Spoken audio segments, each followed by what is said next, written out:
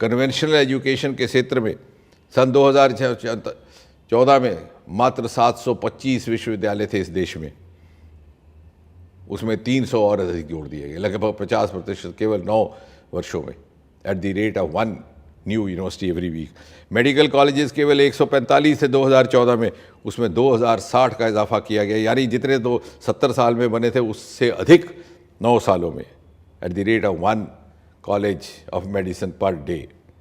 इसी प्रकार degree college 5000 और जोड़ दिए गए, eight the rate of 2 degree colleges per day. ये सब इसलिए कि हर युवा को शिक्षा के लिए एक्सेसिबिलिटी रहे। ही शुड नॉट और she should not be deprived of receiving education simply because it's not available. Central university Jammu में पहली बार उत्तर भारत का पहला टीचिंग डिपार्टमेंट ऑफ स्पेस खोल दिया गया, और वहाँ दूसरी ओर कुछ एक त्रुटियों को दूर करने के लिए नेशनल एजुकेशन पॉलिसी 2020 डिग्री को किसी हद तक डीलिंक करते हुए, स्किल के साथ जोड़ते हुए, लेकिन अब आवश्यकता है कि हम अपना माइंडसेट बदलें।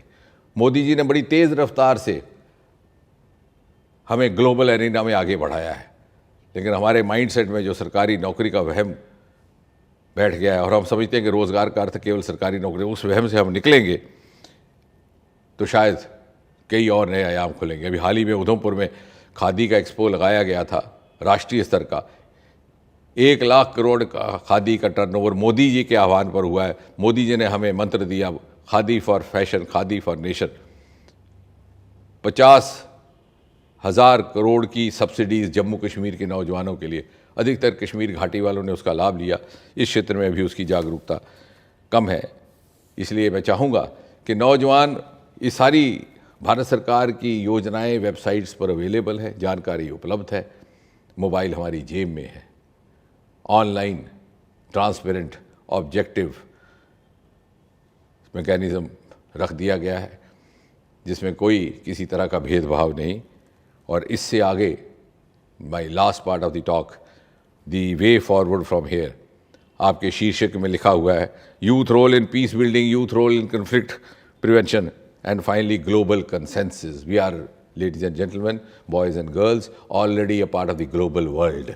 Whether we like it or not, we have no option but to be so. And therefore, if we have to move forward, we have to live up to global benchmarks, we have to live up to global parameters, we have to prepare ourselves for global challenges, and we have also to address the global concerns, चाहे वो climate change है, चाहे वो clean energy है। मोदी जी ने प्रधानमंत्री बनने के तुरंत बाद अंतर्राष्ट्रीय स्तर पर क्लाइमेट कंसर्न्स की बात की और भारत का रुतबा वहाँ बुलंद किया। और अभी हाल ही में पिछले स्वतंत्रता दिवस के संबोधन में ग्रीन हाइड्रोजन की बात की। Very soon India will be one of the major exporters of clean green hydrogen. और इसलिए the onus lies on the youth of today, those who are in 30s and who are going to be prime citizens 25 years hence in 2047, how best they can use this opportunity, क्योंकि ये उनके हिस्से में आया। पर ये वरदान परमात्मा ने दिया कि जब हिंदुस्तान अपनी 100वीं सालगिरह मनाएगा आज़ादी की सन 2047 में, और आज का युवा उस समय का प्राइम सिटीज़न होगा, तो उसको ये श्रेय होगा, उसको ये शर्फ होगा कहलाने का कि I am the architect of century India. And therefore we of the earlier generation have the responsibility to induce that capacity building of the youth of today. और इसलिए चूँकि हम एक विश्वविद्यालय में खड़े हैं, हमारे पास शोध के केंद्र हैं, मैं चाहूँगा कि हमने भी अपने स्तर पर एक विजन 2047 डॉक्यूमेंट शुरू किया है, विश्वविद्यालय के स्तर पर भी शुरू किया जाए। और ये काम इतना आसान नहीं है जितना हम समझते हैं, क्योंकि we tend to look at 2047 through the prism of 2023, which is not true at all. We need to have scientific indices, क्योंकि जो 25 वर्ष के बाद होना है शायद हम उसका भी गुमान और कल्पना भी नहीं कर सकते। उसका सबसे आसान तरीका मेरी बात समझने का, you go back 25 years to 1998, just imagine what was new that day and what is, where does that exist today. For example 1998 में बड़ा एक प्रसिद्ध कंज्यूमर आइटम था VCR, video recorder, video cassette. कहाँ गए वो आज? 1998 में नेताओं के घरों में कतारें लगी रहती थी कार्यकर्ताओं की कि STD का बूथ अलॉट कर दीजिए, बच्चों का भविष्य बन जाएगा। लेकिन जब तक बच्चे परवान चढ़े STD बूथ बंद हो गए। So it's unimaginable, so many imponderables. हम साइंटिफिकली इंडिसेस डिफाइन करें, उस इंडिसेस के मुताबिक उनके अनुकूल अपने बच्चों को, अपने युवाओं को तैयार करें, so that when 2047 happens the youth today, the students of this university today can take the credit of having determined the face of India 2047 के हिंदुस्तान की 2047 में क्या तस्वीर होगी, क्या चेहरा होगा, क्या स्वरूप होगा, उसको निर्धारित करने का वरदान परमात्मा ने आपके हिस्से में रखा है।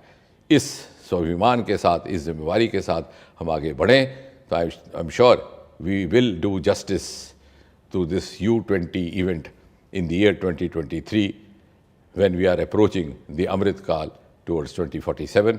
एक बार पुनः बहुत बहुत धन्यवाद।